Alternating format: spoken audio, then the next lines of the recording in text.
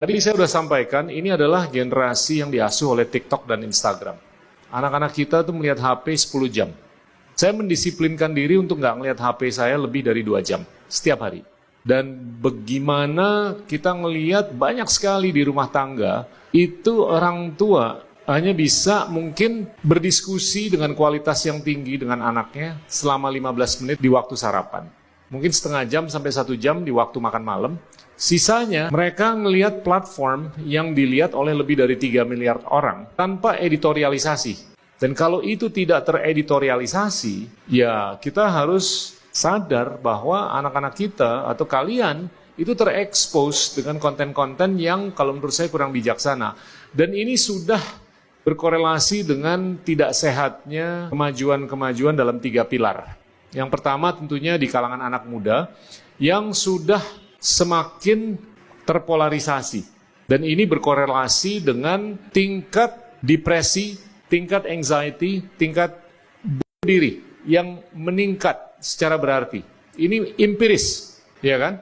Dan ini kanker di medsos. Ini adalah ditemukannya tombol like, tombol retweet, tombol share di tahun 2009.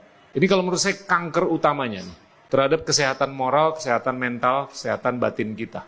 Itu pilar pertama yang terpengaruh oleh penyalahgunaan medsos. Saya bukan mengatakan bahwa medsos itu jelek secara absolut atau universal, tapi kejelekannya ada dalam sesuatu yang bisa dibikin bagus. Pilar kedua yang terpengaruh oleh medsos, ini adalah pilar pendidikan, di mana polarisasi itu sudah nyata di kalangan akademisi, yang sayap kanan dan yang sayap kiri. Yang mana tidak terjadi spektrum percakapan, spektrum ide, tapi intelektual-intelektual di seluruh dunia, khususnya di bidang tersier atau universitas, itu yang ke kanan semakin ke kanan ideologinya, yang ke kiri semakin ke kiri ideologinya, nggak ada sentra ataupun sentralisasi.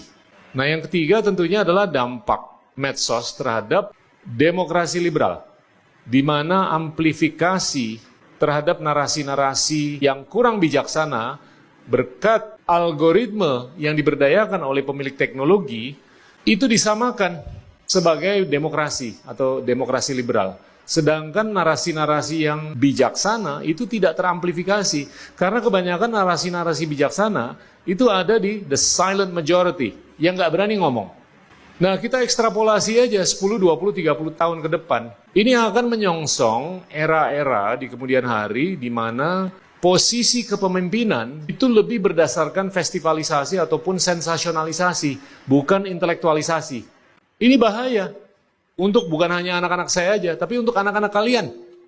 Apakah kita mau milih pemimpin warga yang hanya bisa joget, tapi nggak bisa berdebat? Nah itu kalau menurut saya resiko yang harus kita sadari dan harus kita sikapi ke depan. Dan ini nggak unik dengan Indonesia, ini udah kejadian di seluruh dunia.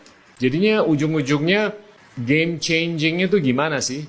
Ya dibudayakanlah budaya baca buku dan dibudayakanlah kapasitas seseorang untuk bisa menunjukkan keterbukaan. Agar kita bisa melihat diri kita sendiri dengan introspeksi semestinya, gue nih kekurangannya di sini, untuk ngisinya gimana?